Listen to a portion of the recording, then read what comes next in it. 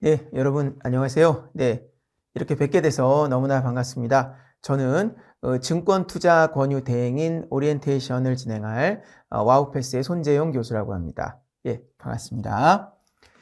예, 그럼 이제 내용을 들어가 보도록 하겠습니다. 그러면 일단 시험 개요를 좀 보시면요. 그럼 증권투자 권유 대행이란 뭔가를 먼저 보시죠. 증권입니다.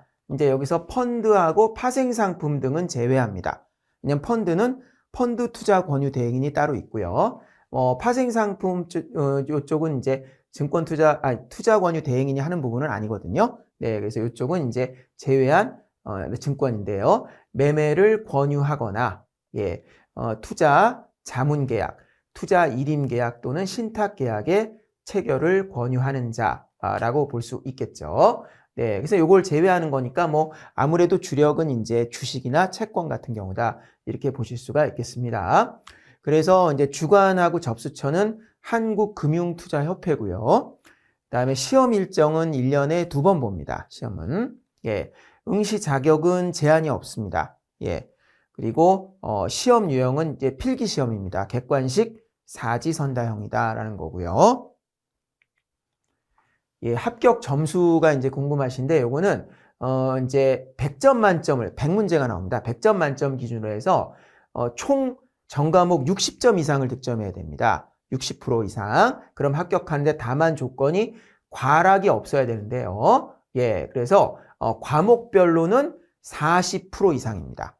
과목별로 40% 이상을 득점을 못하면 40% 미만이 되면 과락이 되는 거죠. 그러니까 과락 없이 전 과목 60점 이상을 득점하면 합격이 됩니다. 이 점은 이 자격증을 우리가 공부하는 데 있어서 많은 도움이 됩니다. 왜냐하면요, 많은 자격증이요, 이게 70점인 경우가 많습니다. 70점인 경우가 많거든요. 네, 그렇게 되면 상당히 이제 우리가 공부하는 데 있어서 이제 조금 더 이렇게 좀 압박을 많이 받습니다. 이를테면 이제 좀 건너뛰어야 될 부분들을 이제 많이 다 해야 되는데 이 자격증 같은 경우는 조금 건너뛸 부분을 건너뛰고 가성비 떨어지는 부분이 있겠죠. 그런 걸 좀 뛰어넘고 조금 더 핵심적이고 효과가 높은 그런 부분을 집중 학습함으로써 충분히 합격할 수 있는 그런 장점이 바로 60점 이상이다. 이제 이렇게 보실 수가 있겠습니다. 다음 이제 그러면 우리 증권투자 권유대행인은 어떤 이제 응시자 수는 얼마나 되고 합격률은 얼마나 됐을까? 이제 그런 것들이 아마 여러분이 궁금하실 것 같아요. 그래서 이제 그 부분들을 이제 다른 자격증과 비교해서 한눈에 보실 수 있게 이렇게 준비를 했습니다. 여기 보면 이제 금융 자격증 통계인데요. 여기 이제 나오는 자격증들 중에서 금융연수원에서 나오는 자격증은 이제 2023년 기준이고요. 그 외의 자격증, 금융투자협회 자격증은 이제 2022년 기준입니다. 요건 이제 제가 최신 자료를 뽑았는데요.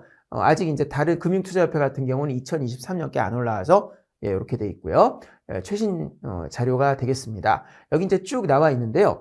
근데 제가 이제 강의를 워낙 많이 해서 그런지 신용분석사 하나 하고 외환전문역 2종, 1종은 제가 강의를 하고 있고요. 그것만 빼놓고는 다 제가 강의를 했던 자격증들입니다. 그래서 내용을 보시면 어디 있습니까? 증권투자 권유 대행인이죠. 그래서 2022년이죠. 그 자격증 금융투자협회 거니까 4,981명이 접수하고 3,700여 명이 이제 응시를 했고요. 합격자 수가 1,000명, 1,300여 명이었습니다. 그래서 합격률은 36.3%다. 이렇게 볼 수가 있습니다. 그래서, 뭐, 여러 가지 내용에서 평이하다라는 거죠. 다만, 이제 합격률이 그렇게 엄청나게 높지는 않다라는 것들을 이제 우리가 아실 수가 있겠습니다. 어떤 뭐 접수자 수나 응시자 수 이런 것들은 그냥 평이한 편이다. 이렇게 여러분들이 보실 수가 있겠습니다. 네, 그러면 이제 합격 점수나 이제 어떤 각 과목별 배점을 보도록 하겠습니다. 네, 요게 이제 3개의 과목입니다. 요게 1과목, 그 다음에 2과목, 3과목이다. 뭐 이렇게 볼 수가 있는데, 먼저 첫 과목부터 보겠습니다. 제1과목은 금융투자상품 및 증권시장이고요. 여기는 이제 30문항입니다. 제가. 그러니까 과락의 기준은 요거 대비입니다. 요거 대비죠. 그러니까 30문항이면 40%면 얼마입니까? 12문제입니다. 12문제 이상을 맞춰야 됩니다. 이 과목에서는. 만약에 11문제나 그 밑으로 맞으면 떨어지는 겁니다. 과락으로.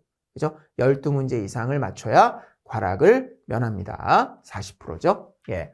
그럼 내용을 보겠습니다. 금융투자 상품에 대해서 10문제가 나오고 있습니다. 10문제. 예, 그래서 금융투자 상품에 관한 다양한 내용이 깊지는 않습니다. 전혀 깊지 않고요. 다양한 금융투자 상품의 소개들이 나와 있습니다. 예, 분량은 좀 많은 편이지만 아주 많지는 않고요. 예, 그래서 적정히 공부해서 적절히 득점을 할 만한 과목이다라고 볼 수가 있겠습니다. 다음에 여기 유가증권 시장과 코스닥 시장이 10문제가 나오는데요. 이 부분이 굉장히 득점하기 어렵습니다. 이 부분이. 왜냐하면요. 우리가 기본서에 보면 이 부분의 내용이 엄청나게 많습니다. 예. 그러니까 특히 이 부분은 여러분 중에 이제 주식 투자를 해보신 분하고 안 해보신 분이 아마 차이가 좀 날 겁니다. 예. 주식 투자 해보신 분은 공부하기에 조금 더 나을 거고요. 주식 투자를 안 해보신 분은, 그러니까 공모주 정도만 해보신 분들은 아마 어려움이 좀 있을 거다 이렇게 생각이 됩니다. 되고, 근데 이제 문제는 주식 투자를 해보신 분 입장에서도 굉장히 새로운 내용이 많습니다. 예, 그러니까 이제 여기 있는 내용들은 이제 우리가 일반적으로 많이 이제 매매를 하는 그런 내용도 물론 있지만 그것만 있는 게 아니라 그 외에도 이러이러한 제도가 있다는 게 굉장히 자세하게 소개가 되어 있어요. 기본서에. 예, 그렇게 돼 있고 그렇기 때문에 시험 문제가 나올 때 약간만 구석에서 나와도 득점하기가 무척 어려운 게 이 과목이다라는 거죠. 이 과목. 그래서 이 과목을 공부하시는 분들은 이제 목표를 좀 낮춰 잡으시는 게 좋습니다. 왜냐하면 이게 내용이 너무 많기 때문에요. 이 부분은 사실 제가 문제집에서 좀 압축을 많이 했거든요. 예, 그러다 보니까 솔직히 말씀드리면 이제 제가 전체 과목을 다 고득점하게 문제집을 만든 건 아닙니다. 왜냐하면 이제 우리가 이 시험을 준비하기 위해서 여러분이 다른 일을 접고 이것만 하진 않잖아요. 그렇죠? 나름대로 다 공부하실 거 하시고 일하실 거 일하시면서 하시는 거 아닙니까? 그러면 이제 가성비 있게 진행을 해야 될 거 아니에요. 그렇죠? 무조건 많이 공부를 해서 점수를 높게 받는 게 대수가 아니죠. 예, 그러다 보니까 일부 가성비가 떨어지는, 그러니까 내용도 굉장히 어렵고 분량이 너무 많은 과목들은 제가 좀 의도적으로 내용을 핵심 위주로 되게 추렸습니다. 그러다 보니까 그게 요 과목이에요. 지금 이 유가증권 시장, 코스닥 시장은. 그래서 아마도 여러분이 이제 우리 강의를 듣고 시험을 보실 때 요 과목은 많이 어려움을 느낄 수가 있을 겁니다. 예, 근데 그거는 너무 걱정하지 마십시오. 일단 우리가 커트라인도 60점이잖아요. 네, 그러니까 아주 충분히 다른 과목에서 커버할 수 있는 부분이 많이 있으니까 이 부분은 일단 너무 득점에 연연하시지 말고 적당히 하시면 된다라는 거죠. 그런 부분이 하나 더 있습니다. 채권 시장입니다. 채권 시장. 이 채권 시장은 왜 그러냐면 문제가 이제 역시 기본서를 보면 굉장히 디테일한 부분도 많이 있습니다. 마찬가지예요. 두 과목이 비슷해요. 어려운 부분도 많고. 근데 그거에 비해서는 출제 문항수가 이렇게 많지 않거든요. 6문제입니다. 6문제이기 때문에 이 부분도 역시 제가 좀 추려서 핵심 부분 위주로 다뤘습니다. 따라서 역시 이 부분도 고득점은 조금 어렵다. 이렇게 두 과목, 이렇게 뒤에 이제 그런 과목이 한두 개 더 있는데요. 예, 이렇게만 보시면 돼요. 그 다음에 이 기타 증권 시장은 우리가 굉장히 생소한 시장입니다. 그래서 코넥스하고 그 다음에 장외 시장, 그렇죠? 예. 그래서 KOTC라 그래요. 이제 그렇게 두 가지 시장이 나오는데 2문제씩 나옵니다. 그래서 4문제가 나오는데요. 출제 비중도 적고 공부할 내용도 그렇게 썩 어렵거나 내용이 많거나 그러진 않습니다. 예. 다음에 두 번째 과목입니다. 증권 투자라는 과목인데요. 증권 분석의 이해가 15문제, 그다음 투자 관리가 10문제 이렇게 나오고 있습니다. 예, 그래서 이제 증권 분석은 기본적 분석이라든가 기술적 분석 이런 것들을 많이 다루고 있습니다. 예, 그리고 투자 관리에서는 또 투자 이론을 다루고 있어요. 이렇게 돼 있는데 이 부분은 이제 어떤 분들에게 되게 좀 수월할 수 있냐면 경영학에서 투자 관련 과목들을 공부하셨던 분들이나 또는 투자 관련 다른 자격증이 있으신 분은 상대적으로 좀 쉬울 수가 있고요. 아닌 분들은 조금 어려울 수도 있지만 이 부분은 특징이 좀 시험에 나올 만한 핵심적인 내용들이 좀 정해져 있습니다. 예, 그래서 그 부분들은 제가 이제 저희 문제집에 다 반영을 하고 당연히 해설을 아주 충분하게 실어놨기 때문에 이 부분은 이제 여러분이 열심히 공부하셔서 저랑 열심히 하셔가지고 나름대로 적절한 득점을 올리는 과목이다. 이렇게 생각을 하시면 되겠습니다. 이 부분은 이해가 좀 필요해서 공부는 열심히 해야 되지만 시험에는 나올 만한 부분이 나오는 거기 때문에 충분히 득점을 할 수 있다. 이렇게 볼 수가 있겠습니다. 그 다음에 이제 투자 권유 과목이 이제 내용이 많죠. 여기서 보면, 일단 증권 관련 법규가 있는데요. 이제 10문제가 나오는데, 요것도 내용이 굉장히 많습니다. 엄청나게 내용이 많아요. 그러니까 다른 과목 10점짜리보다 내용이 한참 많습니다. 그리고, 핵심적으로 어려운 내용이나 공부할 내용이 굉장히 많거든요. 역시 이 부분도 이제 제가 좀 많이 압축을 했습니다. 추렸습니다. 그러다 보니까 역시 이 부분도 여러분이 문제를 푸실 때는 조금 어려울 수가 있습니다. 그렇지만 뭐 절대 불안해하지 마시고요. 요거 잘 맞추는 데까지 맞춘다. 일부 여기서 실점을 해도 전혀 상관이 없다라는 겁니다. 그래서 그런 과목이 결국 3개예요. 이 과목, 요거, 그죠? 유가증권시장, 채권시장, 법규 3개거든요. 그래서 요 3과목은 말씀드리면 너무 열심히 공부하지 말라고. 그죠? 그래서 제가 문제집에 추려놓은 부분 정도만 해서 거기 나오는 부분 정도만 맞추면 됩니다. 어느 정도 틀려도 지장이 없습니다. 그 다음에 뭐 영업실무라든가 직무윤리, 투자권유와 투자자 분쟁 예방, 투자권유 사례 분석 이렇게는요.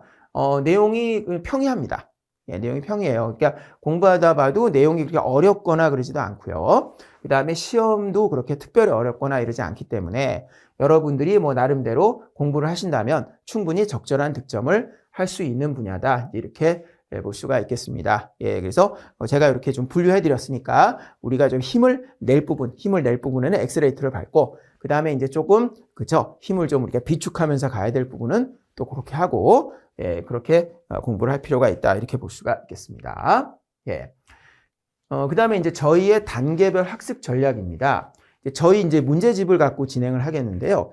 문제집의 내용은 전혀 걱정 안 하셔도 됩니다. 그야말로 저희 수십 년 노하우가 집약이 되어 있고요. 뭐 합격하시는 데는 아주 충분하니까 전혀 걱정하실 필요가 없습니다. 그래서 일단 이제 문제집을 보시면 이게 이름에 현혹되면 안 됩니다. 말이 문제집이지 거기 보면 충분히 해설 내용이 아주 충분하게 들어가 있습니다. 그래서 길라잡이 문제가 간단히 있지만 해설이 문제에 대한 해설만 있는 게 아니라 연관된 내용을 전체 망라를 하고 있습니다. 그래서 요 길라잡이 문제 안에 있는 해설만 보셔도 전체 내용을 다 이해를 하실 수가 있어요. 충분히. 물론 이제 강의를 들으시면서 하시는 게 좋죠. 그래서 이제 중요 개념을 정리했고요. 그다음에 핵심 OX 문제로 핵심 이론만 뽑아서 학습을 했고요. 그다음에 출제 예상 문제입니다. 요걸 통해서 실전 감각을 늘리시고 자신감을 느끼시고요. 또 실전 모의고사로 합격을 위한 준비를 완료하실 수가 있어요.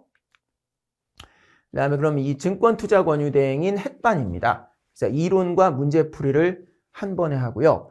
고품격 원스톱 합격 패스입니다.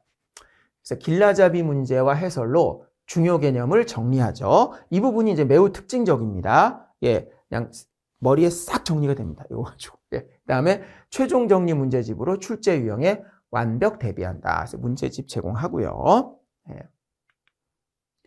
그래서 이제 무엇보다 단권화하는 게 중요합니다. 그래야 이제 우리 적은 시간에 우리 능률적으로 할 수 있죠. 그래서 와우 패스 문제집 한 권이면 충분합니다. 그 이유는 저희는 이제 무려 23년간 농협은행, 신한은행, KB국민은행, 우리은행, 하나은행, 기업은행입니다. 우리나라에서 큰 은행들은 거의 다 망라가 돼 있죠. 여기서 매년 수백 명씩 저희 강의를 지금도 수강을 하고 있습니다. 그래서 불과 뭐 저번 주만 해도 이 중에 한 군데 가서 제가 이제 주말 특강을 하고 왔어요. 그다음에 시험 합격에 충분한 내용 설명을 해드립니다. 결코 그냥 문제 푸는 위주가 아니고요. 오히려 문제는 여러분이 푸시게 많이 제가 안내를 드리고 그 내용 설명을 아주 충분하게 그 배경까지 하고 예시까지 들어가면서 다 해드리니까 걱정하지 않으셔도 됩니다. 그다음에 23년간 기출문제 분석 노하우를 저희가 가지고 있고요. 아무래도 이제 무엇보다 그 강의를 하는 이제 강사가 제일 중요하겠죠. 제가 강의를 하고 있기 때문에 좀 쑥스럽지만, 나름대로 이제 어떤 장점이 있는가를 말씀드리겠습니다. 일단 실무 경력이 있는 강사진인가라는 거죠. 그래서, 당연히 이제 독학보다는 강의를 듣는 것이 훨씬 능률적일 겁니다. 그래서 아무래도 실무 경력자의 어떤 사례 등을 통한 이런 강의는 훨씬 이해하기가 쉽겠죠. 예, 그래서 담당 강사인 저를 이제 먼저 간단히 소개를 드리면 증권회사에서 투자하고 법률 업무, 과장까지 했던 경력을 가지고 있고요. 금융 강의는 23년째 계속하고 있습니다. 그래서 한 13,000시간 이상 강의를 해서 우리나라에서는 금융 강의를 제일 많이 한 사람들 중에 한 명이다. 이렇게는 자신 있게 얘기 드릴 수가 있고, 그리고 이제 펀드 투자 권유 자문 인력 시험 같은 경우는 정식 시험 문제 출제 요원도 역임한 바가 있습니다. 그래서 이런 시험들이 어떻게 출제되는지 이것도 금융투자협회 주관 시험이거든요. 예, 그래서 너무나 잘 아니까 여러분들이 합격하시는데 도움이 되도록 제가 최선을 다해서 안내를 하도록 하겠습니다. 네, 예, 그래서 이상으로 우리가 오리엔테이션을 마치도록 하겠습니다. 예, 잘 들어주셔서 너무나 감사합니다.